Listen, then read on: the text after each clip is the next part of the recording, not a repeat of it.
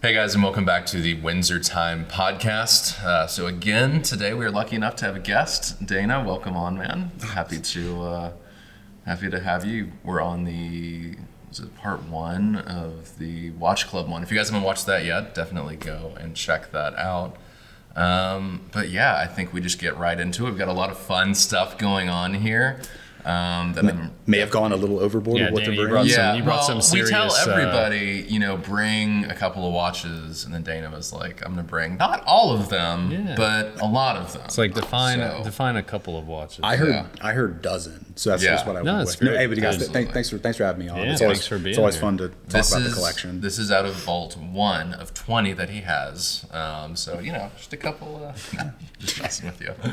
So let's just get straight into it. So there's a lot of cool stuff here. Obviously, you didn't necessarily start here. Mm-hmm. Walk us back, in high school. What was like the first kind of watch that you either saw in an ad or your dad may have worn? What kind of got you interested? It honestly goes back prior to high school. The first watch I ever saw or associated anything with was my dad's Datejust. He had a two-toned Rolex Datejust that I have here. So two-toned, 36 millimeter. Yeah. By sheer happenstance, it's my birth year watch. Oh, wow. So cool. He was in the furniture industry for 40 years, and when I was a kid, he was a sales rep, so traveling salesman. Sure. So he racked up hundreds of thousands of Marriott points doing his job, and the status of success at that time was a two-toned Rolex. Of course. And is this? I looked at it a little bit before. Is that kind of like a? That's a black dial. Black dial, tapestry. Yeah. Black from dial. Here, it almost looked like a blue dial. I was gonna say I almost saw it as a brown as well. So it's really it does. I think some really of the dynamic dial. Yeah, the dynamic dial. So this was the watch in high school, got you generally interested in it, and then you got into college, and then another piece over here popped up. That's right. Transitioned to Omega Seamaster 300M, the Pierce Brosnan era Seamaster. So to me, my definite favorite of all the Bond watches. Yeah. But that was 21st birthday present. Again, my mom and dad gave me that, and I wore it nonstop until I don't know when. Until I started collecting, because I knew Rolex from my dad. Sure. And that's all I really knew. I wanted a Submariner in college because it was just cool, but you can't give a college student a Rolex apparently. At least that's what my parents told me. So I got the next best thing to me, which was the Pierce Brosnan watch from Goldeneye. I mean, it's a classic. Yeah. Mm-hmm. That was one, you had as well. Yeah, and similar. Wore that thing for, significant amount of time before, same situation, before the collecting really took off, Yeah. It does everything. I feel like in my collecting journey, I kind of missed out on that because I went from Seikos to 20 other watches, and I never just had one watch that I wore for such a long time. So I feel like that's such a cool experience to have. To me, it's kind of a little bit of luck, because I had the same thing in high school. I always wore a watch. When I was a kid, I wore the digital watch that my dad bought me from Eckerd's, right? Yeah. It wasn't a G-Shock or anything like that. But then when I got to high school, Overstock.com was a thing. So dad bought me Seikos. Are they still around? I think they're still around. I think they're still around. I have no idea what they actually sell. So I had a series of Seikos that I just had because dad bought them for me. Mm-hmm. And then that I wanted something nice. All I knew was Rolex, and then it kind of parlayed into that. Yeah, absolutely. And then, so we've gone through high school, college. You're obviously in the service. Thank you so much for that. You were in the Marines. When you're out in the field, what did they look like? G-Shocks? What were you wearing when you were out there? Yeah, for me, it kind of as like a watch collector, it depends. It's a multifaceted answer. Sure. So if I was training, let's say in the desert or something like that, I wore my G-Shock because I had the Rise Man, it had not the humidifier, had the altimeter on it, which so if barometric pressure dropped, it's going to rain. So that was a good gauge to have. Mm-hmm. Yeah. But if I was ever just in garrison or not doing anything out in the field, I'd wear my nice watches. I'd wear my Omega. I had a Breitling Super Ocean at the time, so I'd wear that kind of stuff. Didn't really look great with camis, but I wanted to wear it. But when I did deploy, I had my G-Shock with me. I always had it strapped to my flak jacket because I liked having the barometer. Yeah. Totally. But at the time, I had a really good deal on a Breitling. Go figure. But I brought a Breitling Aerospace white dial rubber strap, one that had Breitling in cursive on it. Such a good watch. Yeah, I loved it, and it was cool. It was one of the nicer watches I had besides my Omega. Yeah. But it was functional for me because it had a chronograph, countdown timer, alarm clock. I could read it with my night vision goggles, which I actually had to use. Mm-hmm. Dual time, so I could keep up with home time and all that. Yeah. So I wore that in theater, so I have some pretty cool pictures of that in places. That's awesome. That's awesome. And again, the one of the biggest regret, the biggest regret of my watch collecting journey was selling that, trading that up for like another Bright, like a Chronomat or something. It was just advancing the ball, and now I wish I had it back so bad. Yeah, I think we definitely all have watches like that where, like you said, you just wanted the new next flashy thing, right? And so you sold on that watch, and then you realize like, oh, definitely kicking myself. This is naive of me, but is a digital watch or some sort of analog watch, is it a required piece of kit for being like for deployment or anything? Like you can go out there with no. Yeah. Okay. Yeah. I don't know. I would imagine there might be some element of you need going down like the rabbit hole of military watches. Like I appreciate them now and wish I could collect them, but they're outside of kind of my price bracket. But no, there's like in today's your standard gear, your kit. There's no standard issue watch. Okay. Yeah. For the and I'm just curious, the different bases you were stationed at, did they have a PX that would have like different Rolexes or stuff like that, or was it a little?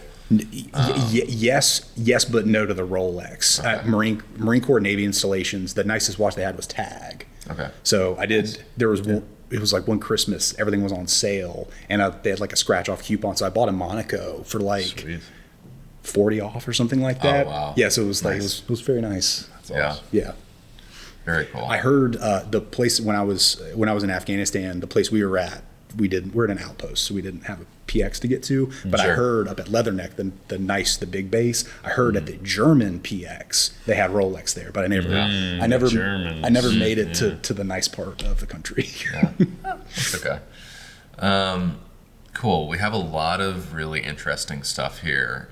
There's a theme between Rolex, IWC, Lyndon Verlin, which is really cool as well. Let's talk a little bit about IWC because I think that really ties in with the military thing as well. Yeah. Is that kind of where you got your love for it? It is. I like the tool watch category. One of my benchmarks for buying a watch is if I go on a vacation, which is probably going to be the beach, if I had to take one watch, can I take that watch? Yep. So that's why it's a lot of steel, a lot of water resistant type things. Sure. So I was a ground guy. I was not a pilot, but I loved Top Gun since I was a kid. So seeing like the watches on that and associating with pilots. I've never heard of it. Yeah. Oh yeah, it's like good. A movie or a podcast series? It's a podcast. Yeah. Top Gun. Underwater basket weaving. Yeah. It's pretty cool. There you go. No, when the new one did come out, I went and I watched it in it was like the kind of theater where they serve food. So I like ordered like a Philly cheesesteak to my chair, and I'm sitting here watching Tom Cruise with like a shredded six pack on the stick, which was hilarious.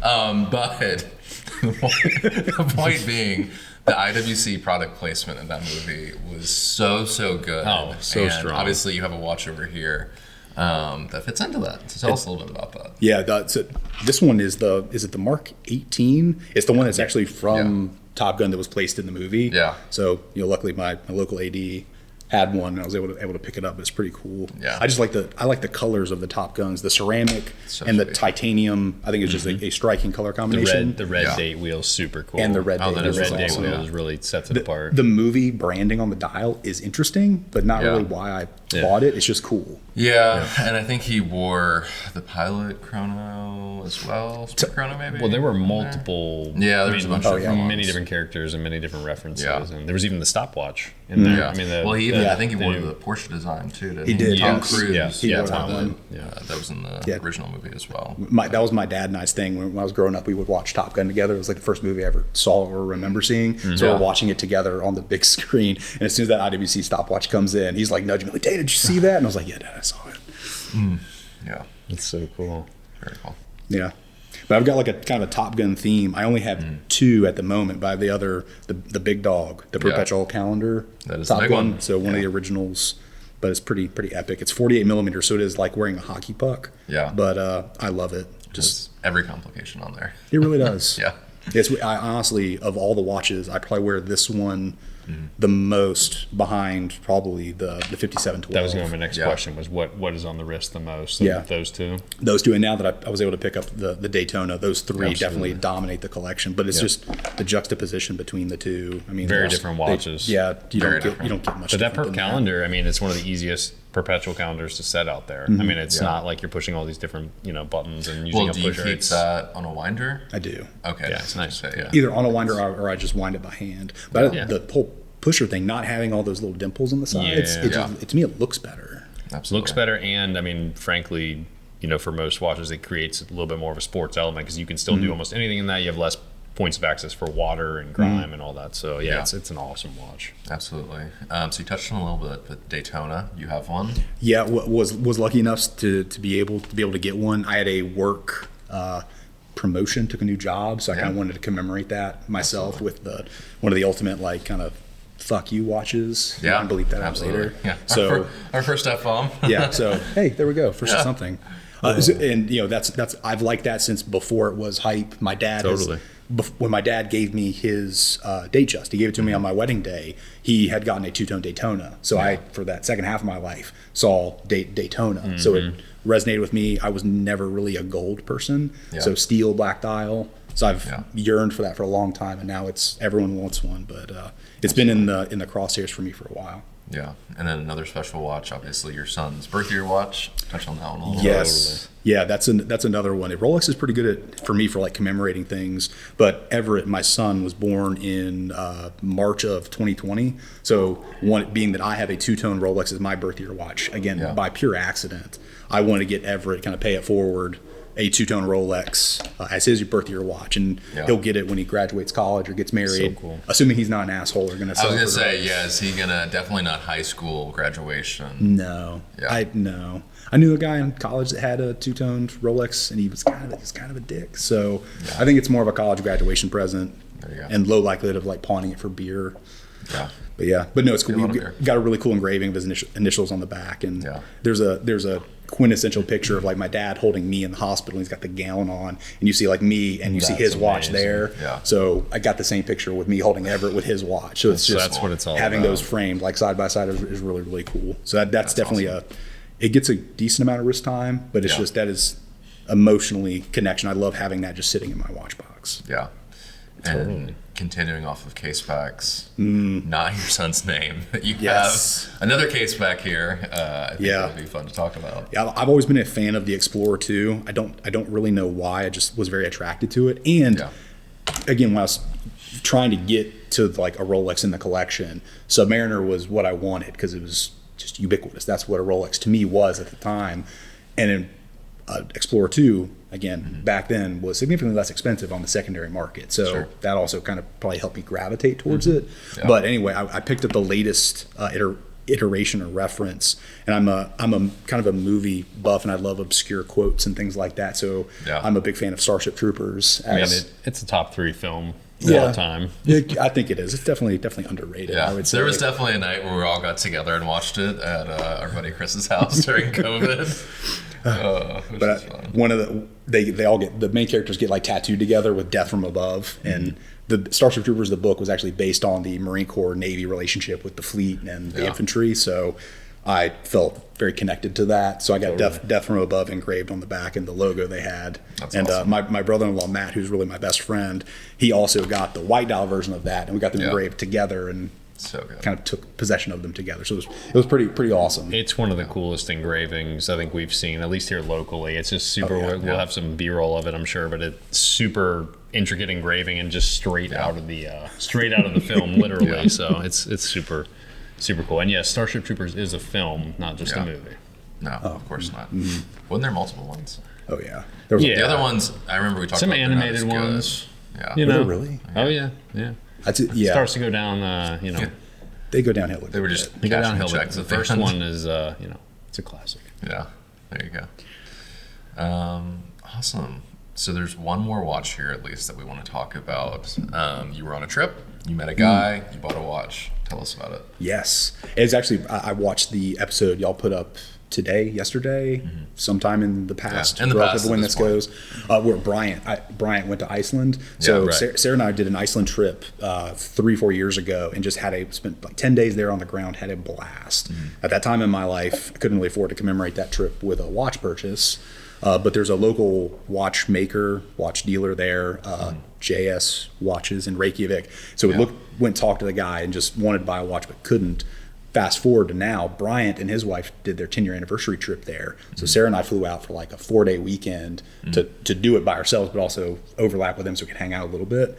And I was able to pick this up while on the trip. So it's so cool. Yeah, it's the SIF NART, which is, I don't really remember, North Atlantic Rescue Team. I think when we had spoken about it before, and I think I tried to break apart what it was, and I was starting to, so there was one, or there is one in the shop. Go to windsortime.com to check out. And that one just has such a beautiful blue dial. Yeah, it's awesome. Yeah, that's Sarah pushed me to buy so that. nice too. It's like a really like sturdy yet like pliable leather strap. It reminds me, looking at it strangely, a little bit of like the Panerai OEM leather as well, just smaller. Really, really incredible. And then obviously with Watches and Wonders this year, there was a watch reintroduced that we have the previous iteration of, the IWC Engineer. So we're going to say Engineer or Engineer? Engineer. You know, hey. Engineer. Whatever floats your boat. Yeah, I was also a fan, I always loved the big Pilot, and again, I have like an original reference that I bought from Nate, and again, another club member who I also bought the Engineer from. So I have several of Nate's previous watches. Yeah, but you're excited about the new iteration that's coming out. I'm really excited about the new iteration. This is super cool, and this is a cool watch too. The new one, it's cool, but that is a monster. It is huge and heavy. The new one looks amazing, and the dimensions sound really good on paper. Yeah, totally. I agree. Very cool. Anything else you want to touch on? What do you have on the wrist today? Omega Seamaster Planet Ocean, just the 43.5. It's normal. Looks so good. It's always interesting with brands like Omega and even IWC. Whenever you're looking at the on-paper size, you're like, oh, this is huge. Actually, I thought that was the 39.5 for a second. Oh, yeah. Just looking at it on your wrist, because I feel like they do such a good job. It suits me well. I had the newest iteration of the Seamaster, which is available at the shop. Yeah. But this one just fits me better with my proportions. I wish it was a teeny bit thinner, because it's like 15 or 16 thick. Yeah, but it doesn't look that thick. And then I prefer that bracelet as well. I was surprised this year that, well, I guess they could still technically do their own thing, but with the Omega Speedmaster, they did such a wonderful job of revamping that bracelet and tapering it down. So I would love to see that on the Seamasters as well. So you have the Seamaster Professional, because you have prominence and older style of bracelets that were more aesthetically pleasing, I feel like. So I mean, there's design history that they can pull from. That would be interesting. That'd be a cool thing for them to pull out. Yeah, absolutely. Where do you feel like your collection might go next? Is there something that's like a target, or is it kind of just open-ended to see what, It's kind of open-ended. My rule of thumb with the collection, there's like a financial number that's in here. Totally. And it's kind of, if one comes in, one or more has to, relatively speaking, displace that cost. Makes sense. Sure. And I love everything in my collection. I mean, it's a great collection. Yeah, so net new purchases. I mean, I'd really like to get my hands on one of the new Ingenieurs. Yeah. But I mean, the Rolex releases, the Tudor releases, whatever Omega's doing, it's I find it very interesting. But nothing got my number. It was not like I've got to effing have that. I mean, there's always another Patek would be amazing, but that's a pretty big pill to swall. Yeah. But definitely, there's a few other pieces going out. That's my 40th is in 4 years. Yeah. So I'm thinking, do I save for like my own, like a 40th birthday present, which could make sense. That's a good bit of saving still to do for something. So that's also 4 years of watch buying sobriety there. You can just have another kid. That's that's true. Yeah, they basically save money. Nice birth year moment. Oh yeah. Yeah. What's the tax credit on that again? No, it's funny. It's the Patek. I bought the Patek the same year Everett was born, so he has kind of 2-year birth watches, but he'll have to pry this off my wrist for my coffin. Yeah. So he doesn't need to know that though. So to make a note for your will, you definitely do want that buried with you. Yes, please. Absolutely. Yeah. Cool. Reasonable. Awesome. Well, I think that's a good place to go ahead and stop. We talked about everything. Is there anything else you want to touch on before we sign off here? Oh, we didn't talk about the Lindy. Yeah, let's talk about it. A very rare watch. It is not a AP. It is a Linda Verlin. Yeah. I honestly don't know what to say about the brand. Would you call this a micro brand? I think I would. I believe they're independent. I think like the word independent. I feel like we keep throwing on the word micro brand, and it totally comes down to production size and everything, but definitely independent. Yeah. I frankly don't know that much about it. I'd love to. I don't know all that much about it. I think when I was in the Marine Corps, I saw them like sponsor Watch You Seek or something like that. So I saw like them on the banner. Yeah. And I then think it was that, and then wasn't Watch Anish, he was like pretty big on him for a little while, I think, as well, and really got him out there. I feel like they got into financial trouble as a company and kind of had to scale back. Gotcha.